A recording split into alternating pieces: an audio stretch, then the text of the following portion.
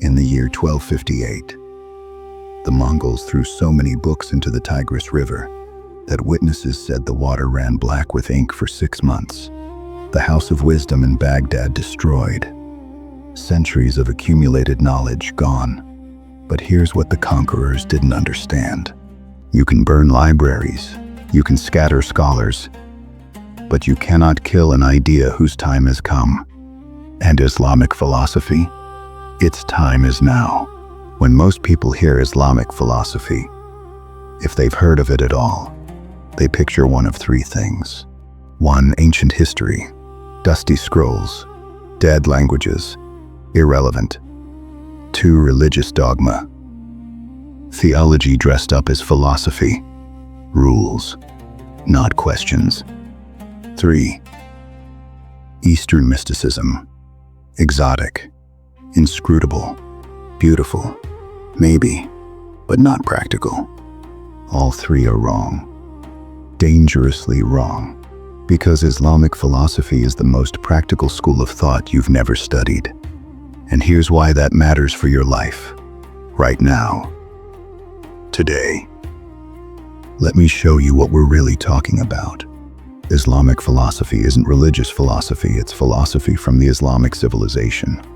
A 1,200-year conversation between Muslims, Christians, Jews, Zoroastrians, and agnostics across 3 continents, asking the deepest questions humans can ask.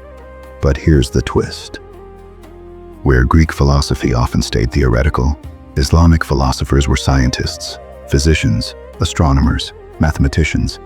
They didn't just think about the mind. They opened skulls and mapped the brain. Al-Razi ran the first clinical trials. Ibn al-Haytham invented the scientific method. Ibn Sina wrote the Canon of medicine, used in European universities for 600 years.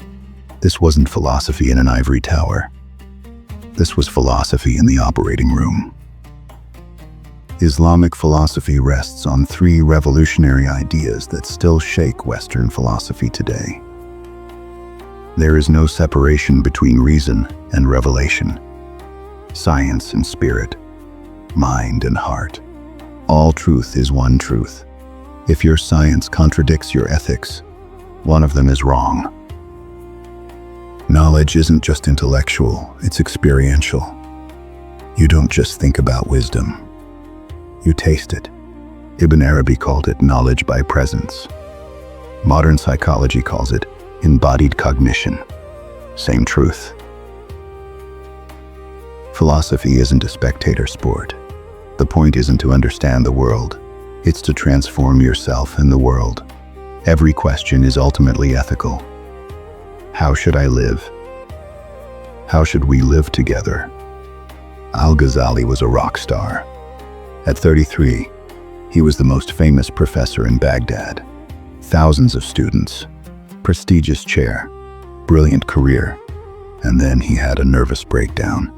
For months, he couldn't speak, physically could not get words out. Why? Because he realized something terrifying. He had all the answers, but none of the certainty. His knowledge was secondhand, borrowed, dead. So he did something radical. He quit, gave away his wealth, left his family, and spent 11 years wandering, asking one question. What do I actually know from my own experience?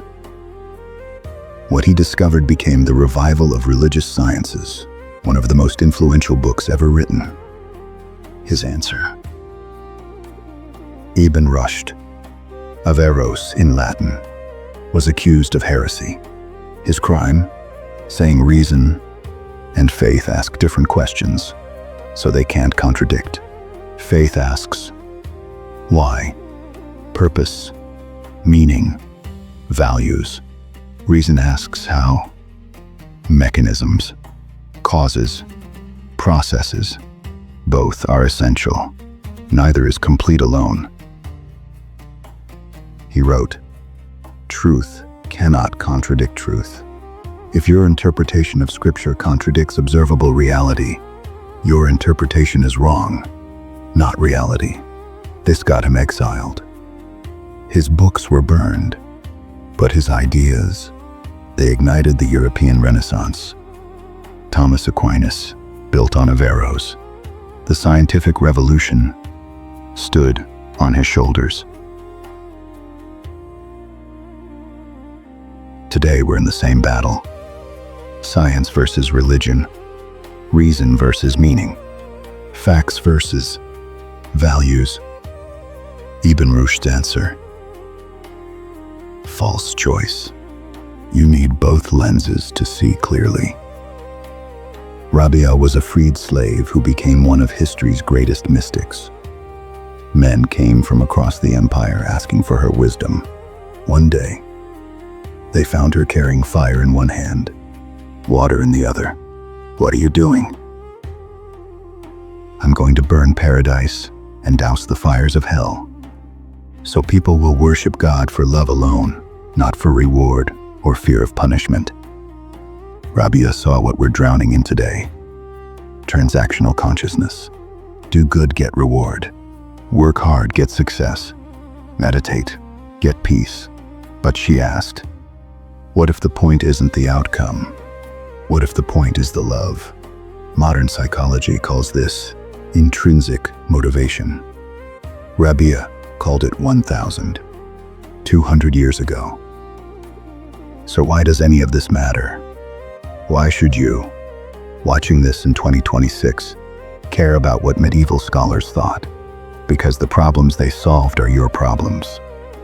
Different era, same human condition.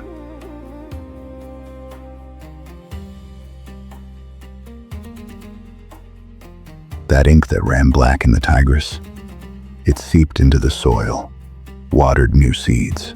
Those ideas traveled through Andalusia to Europe, through Persia to India, through trade routes to China. You cannot kill an idea whose roots run deep. This is episode 1 of Hikmah Horizons. Hikmah wisdom, Horizons horizons, because wisdom should expand you, not constrain you. What would change if you lived like your thoughts mattered, like your choices echoed? Islamic philosophers believed every moment is a door, every question is a prayer, every act is philosophy made flesh. The house of wisdom is gone, but you're the library now.